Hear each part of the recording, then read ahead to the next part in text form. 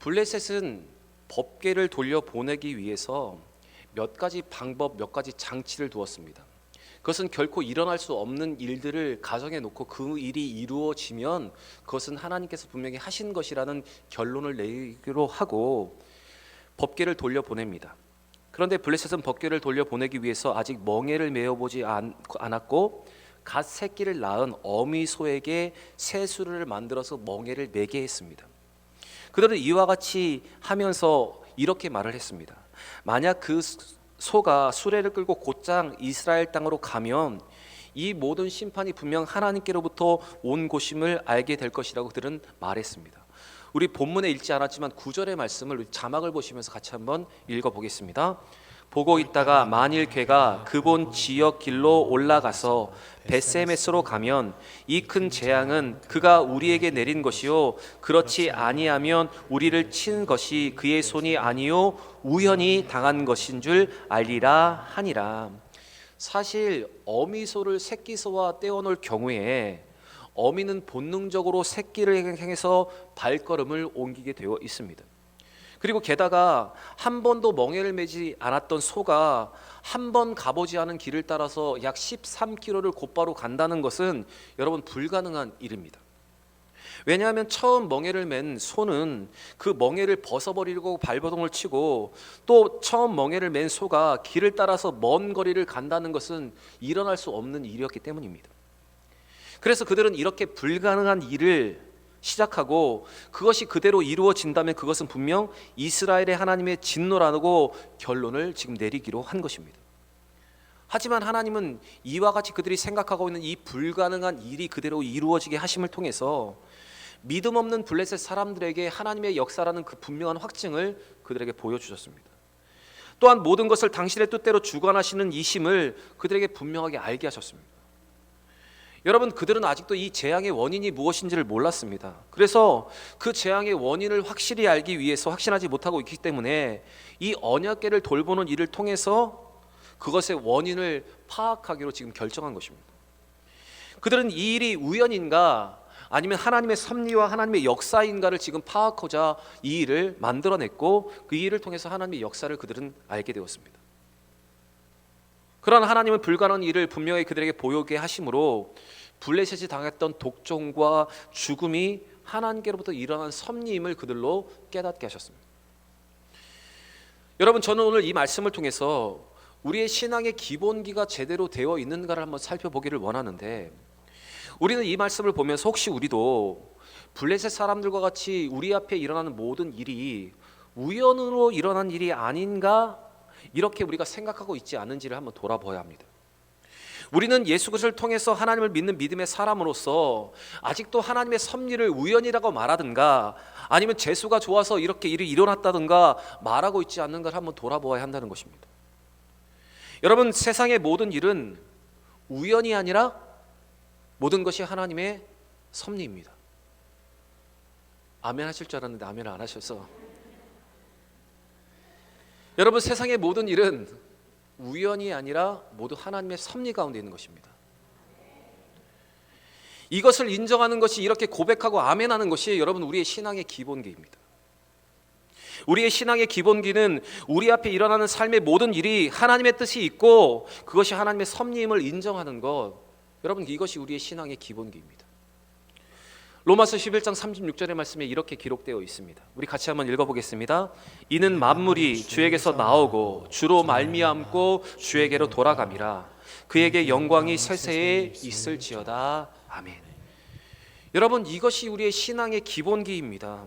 우리의 신앙의 기초이며 신앙의 가장 근본적인 믿음의 고백입니다. 모든 것에 하나님의 섭리가 있고 하나님의 뜻이 담겨 있다는 것, 결코 우연이 아니라 하나님이 이 모든 것을 주관하신다, 주도하신다는 믿음의 고백입니다. 여러분, 오늘 이 블레셋 사람들의 모습을 보시면서 우연인가 하나님의 섭리인가를 착각하지 않고 모든 것이 하나님의 섭리라고 믿음으로 고백할 수 있는 이 신앙의 기본기를 잘 다지는 여러분과 저의 삶이 되기를 바랍니다. 벳세메스 사람들은 여호와의 궤가 돌아오는 것을 보고 크게 기뻐했습니다. 언약궤가 돌아온 것은 하나님의 영광이 결탄코 인간에 의해서 실추되지 않은 것을 보여주고 바로 여호와 하나님의 영광이 그들에게 돌아오는 의미가 있었기 때문에 그들은 기뻐했습니다. 또한 이것은 이스라엘 영원히 버리지 아니하시는 하나님의 긍휼이 얼마나 크신가를 보여주는 일이기도 했습니다. 그런데 법궤가 돌아오는 그 기쁜 일에 한 가지 문제가 일어났습니다. 그것은 베세메스 사람들 중에 일부가 여호와의 궤를 들여다보는 일이 생겨나게 된 것입니다. 그리고 이 일로 인해서 하나님의 진노가 베세메스에 내렸습니다. 우리 19절 말씀 같이 한번 읽겠습니다. 19절입니다. 베세메스 사람들이 여호와의 궤를 들여다본 까닭에 그들을 치사 70명을 죽이신지라. 여호와께서 백성을 쳐서 크게 사륙하셨으므로 백성이 슬피 울었더라. 베세메스 사람들은 여호와의 법궤를 함부로 만지다가 많은 사람이 목숨을 잃었습니다. 여기에 가로로 5만이라는 숫자가 괄호 안에 들어가 있는데 70인 번역 성경에는 이 5만이라는 숫자가 없이 70명이라고 기록되어 있고 유대의 역사가 있던 요세푸스의 기록에도 70명이라고만 기록되어 있기 때문에 혹시 잘못된 기록이 아닌가 해서 이렇게 5만이라는 숫자가 괄호에 들어가 있는 것입니다. 그런데 어쨌든 불경건한 죄로 인해서 5만 70명이 죽었는지 아니면 70명이 죽었는지는 분명히 모르지만 많은 사람들이 목숨을 잃었습니다. 하나님의 진노가 그들 가운데 임하게 된 것입니다. 여러분, 오늘 이 베세메스에 일어난 이 사건은 이스라엘 백성들의 영적인 상태가 어떠했는지를 우리에게 잘 보여주고 있습니다. 사실 법궤는 함부로 만질 수 있는 것이 아니었습니다. 레위인 고앗 자손만 법궤를 맬 뿐이지 그들은 이것을 만지지 못했습니다. 하나님 그들에게 분명히 말씀하셨습니다. 만약 이 법궤를 함부로 만지는 날에는 그들이 반드시 죽게 될 것이라고 그들에게 경고를 하셨습니다. 민수기 4장 15절의 말씀 같이 읽겠습니다. 진영을 떠날 때 아론과 그의 아들들이 성소와 성소의 모든 기구를 덮는 일을 마치거든 고앗 자손들이 와서 맬 것이니라. 그러나 성물은 만지지 말라. 그들이 죽으리라. 성물을 만지지 말라. 이것이 하나님의 명령입니다. 만지는 날에는 죽게 될 것이다. 그들은 이 신앙의 기본, 하나님이 그들에게 주신 율법을 잘 알고 있었습니다. 그런데 이 신앙의 기본기를 잘 지키지 않다가 그들이 죽음을 당하게 된 것이고 하나님의 진노가 그 땅에 임하게 된 것입니다.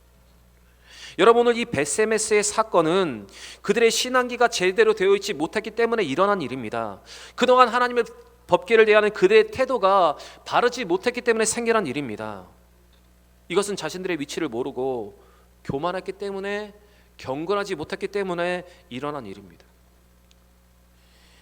이스라엘 백성들은 한동안 하나님의 언약궤를 전쟁에서 미신처럼 사용했습니다. 언약궤가 있으면 그들이 패하지 않는다고 그들은 생각했습니다.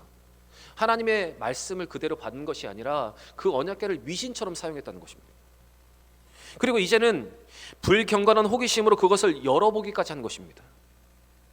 그들은 하나님의 약속을 붙잡고 언약궤를 가지고 있는 민족으로서 하나님을 더 잘 살피고 하나님을 잘 섬겨야 하는 백성이었음에도 불구하고 그들은 교만함으로 하나님의 권위와 위엄을 인정하지 않다가 이러한 일을 겪게 된 것입니다.